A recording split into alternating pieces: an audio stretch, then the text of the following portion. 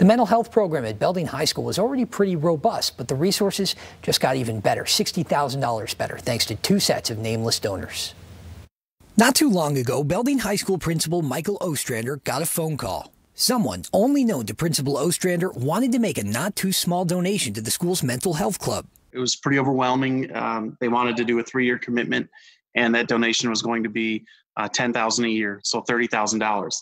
Ostrander was surprised, but graciously accepted and thought that was it. Then the phone rang again. Not long after, I got another phone call that there was a second donor who wanted to make the same donation.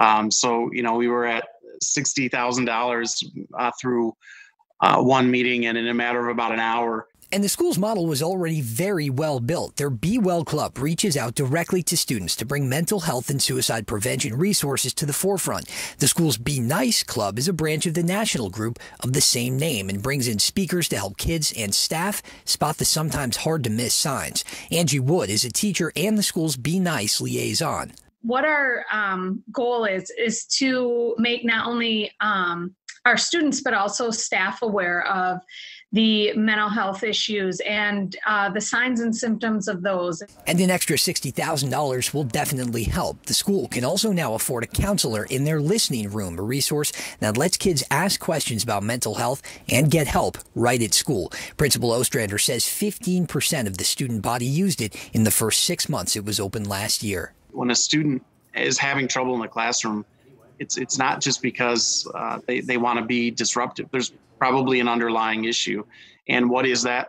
How can we help them repair whatever damage is going on? And how can we get them to return to the classroom as safely and as soon as possible? The money will also help fund speakers and activities for a Mental Health Awareness Week. For staff and the school's guidance counselors like Jody Edwards, the more kids can talk about it, the better. It's really helping to alleviate that stigma with kids. They're reaching out, they're asking for help, they're self-advocating. 2 gifts from 2 anonymous donors and a few more arrows in the quiver for Belding High School. Our community continues to bless our kids, bless our schools, and if there's a need, they're always there to help.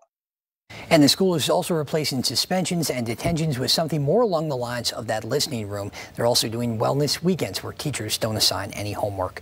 Still ahead, there's an easy way to get rid of all the